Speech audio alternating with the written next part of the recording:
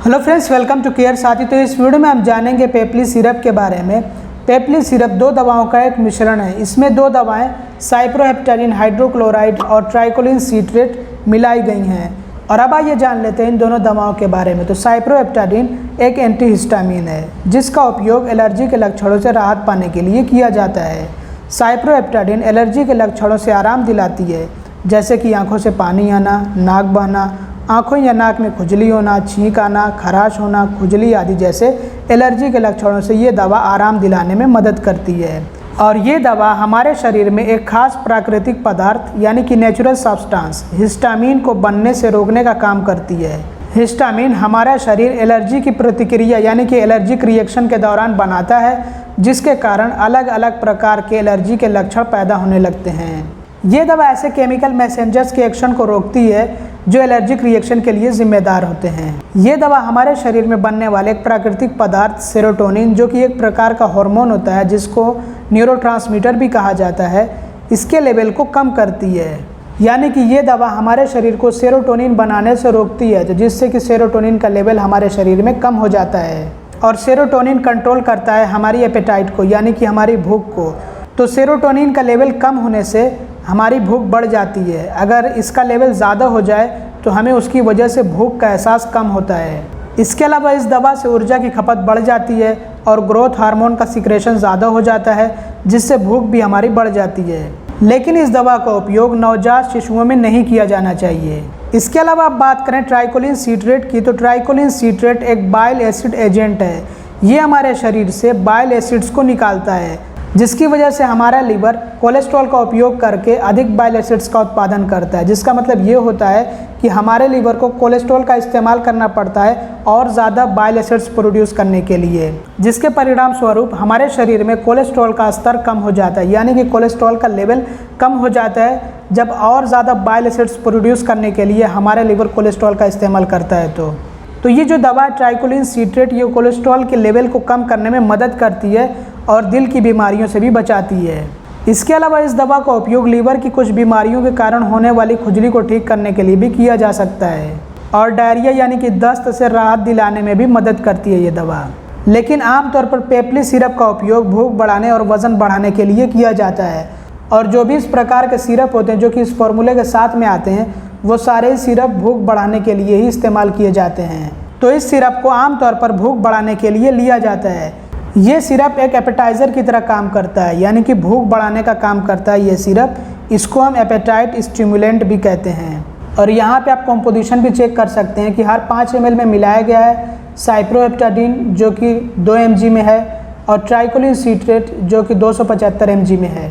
तो इसमें मिलाई गई दोनों दवाएं साइप्रोहेप्टाडीन हाइड्रोक्लोराइड और ट्राइकोलिन सीट्रेट एपेटाइट को रिवाइव करने का काम करती हैं, यानी कि भूख को पुनर्जीवित करने में मदद करती हैं। साइप्रोहेप्टाडीन एक एपेटाइट स्टिमुलेंट है, यानी कि भूख बढ़ाने वाली दवा है।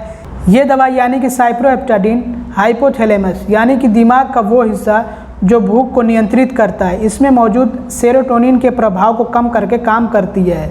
जैसा कि आप लोगों को मैंने पहले ही बता दिया है कि सेरोटोनिन के कम लेवल की वजह से हमें ज़्यादा भूख महसूस होती है।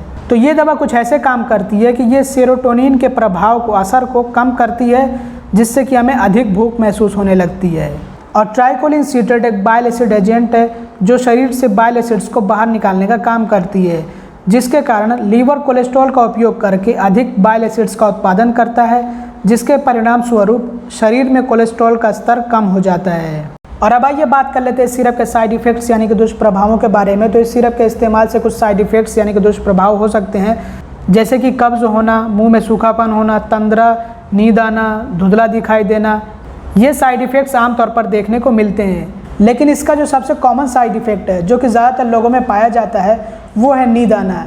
जो लोग भी इस सिरप का सेवन करते हैं वो सबसे ज़्यादा यही शिकायत करते हैं कि इससे नींद बहुत ज़्यादा आती है। इसीलिए ये सलाह दी जाती है कि जो व्यक्ति इस सिरप का सेवन कर रहा हो उसको ऐसे काम करने से बचना चाहिए है या फिर सावधानी से करना चाहिए जिसमें कि एकाग्रता की बहुत ज़्यादा ज़रूरत होती है, यानी कि कंसंट्रेशन की जिसमें बहुत ज़्यादा ज़रूरत होती है।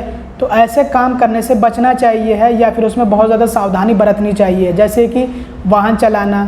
तो जो व्यक्ति सिरप का सेवन करता हो उसको गाड़ी चलाने से बचना चाहिए है, क्योंकि इसके इस्तेमाल से बहुत ज़्यादा नींद आती है और चक्कर भी कभी कभी आते हैं। तो अगर कहीं पे भी ध्यान भटकता है या फिर जो है झपकी आती है तो उससे बहुत बड़ा हादसा हो सकता है। इसलिए मशीनरी वगैरह का भी उपयोग करने से बचना चाहिए है, जिसमें कि बहुत ज़्यादा हमें कंसंट्रेशन यानी कि एकाग्रता की ज़रूरत होती है, ध्यान देने की ज़रूरत होती है। तो ऐसे कामों से बचना चाहिए है। और यहाँ पे बताया भी गया है, वार्निंग दी गई है कि इसके इस्तेमाल से आपको ड्राउसीनेस यानी कि आपको नींद आ सकती है। इसके कुछ और भी साइड इफ़ेक्ट्स हो सकते हैं, जैसे कि कमज़ोरी महसूस होना। लेकिन ऐसा ज़रूरी नहीं है कि सभी व्यक्तियों में एक ही तरह के साइड इफ़ेक्ट्स देखने को मिले, या फिर एक ही व्यक्ति के अंदर सारे के सारे जो यहाँ पे साइड इफ़ेक्ट्स बताए गए हैं वो सभी के सभी साइड इफ़ेक्ट्स देखने को मिले। हो सकता है कि किसी में देखने को मिले, हो सकता है कि किसी में कोई भी साइड इफ़ेक्ट ना देखने को मिले, या फिर हो सकता है कि किसी में कुछ साइड इफ़ेक्ट, किसी में कुछ साइड इफ़ेक्ट। हो सकता है किसी को नींद आए, किसी को हो सकता है कि कमज़ोरी सिर्फ महसूस हो, या फिर ऐसा भी हो सकता है किसी को नींद और कमज़ोरी दोनों महसूस हो लेकिन कब्ज़ ना हो। तो जो साइड इफ़ेक्ट्स होते हैं ये पर्सन टू पर्सन वेरी करते हैं, यानी कि अलग अलग व्यक्ति में अलग अलग तरह के दिखाई देते हैं।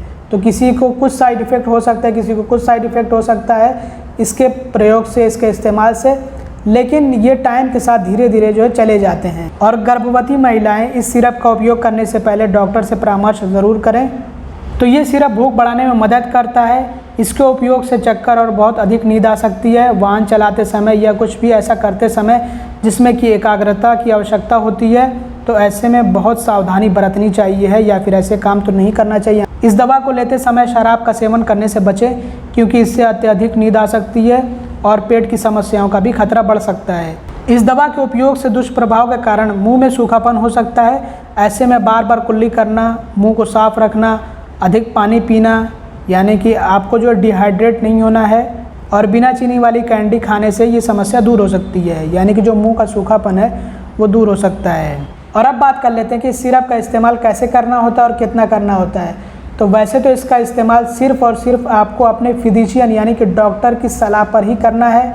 इस दवा का इस्तेमाल आपको अपनी मर्ज़ी से कभी भी नहीं करना है। यहाँ पे जो वार्निंग दी गई है कि अगर आप बिना प्रिस्क्रिप्शन के यानी कि बिना डॉक्टर के परामर्श के, बिना डॉक्टरी सलाह के इसका इस्तेमाल करते हैं तो ये आपके लिए ख़तरनाक हो सकता है, डेंजरस हो सकता है। तो जब आप डॉक्टर की प्रिस्क्रिप्शन पर लेंगे यानी कि डॉक्टर की सलाह पर लेंगे तो आपके डॉक्टर आपको इसकी डोजेज के बारे में भी बताएंगे कि आपको इसकी कितनी खुराक लेनी है।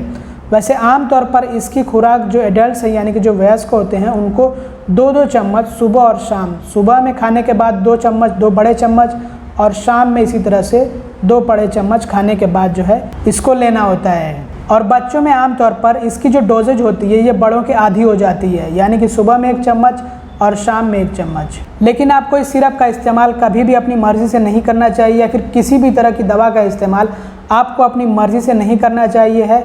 अगर आपको इस सिरप का इस्तेमाल करना है तो सबसे पहले आपको अपने फिजिशियन यानी कि डॉक्टर से परामर्श करना है, उसके बाद ही आपको इस सिरप का इस्तेमाल करना है। ये वीडियो सिर्फ़ और सिर्फ जानकारी के लिए बनाई गई है। जो लोग इसका इस्तेमाल करते हैं उनको भी जानकारी होनी चाहिए है कि हाँ ये सिरप किस काम में आता है, इससे क्या फ़ायदे होते हैं। तो इस वीडियो से आप सिर्फ जानकारी लीजिए। अगर आपको इसका इस्तेमाल करना है तो इसके लिए आप सबसे पहले डॉक्टर से संपर्क करिए, और उसके बाद डॉक्टर अगर आपको प्रिस्क्राइब करते हैं तो इसका इस्तेमाल करें। तो इस वीडियो में बस इतने। अगर आपको वीडियो पसंद है तो ज़रूर लाइक करेगा, चैनल को सब्सक्राइब ना हो तो सब्सक्राइब भी कर लीजिएगा और वीडियो को शेयर कर दीजिएगा। Thanks for watching, bye bye.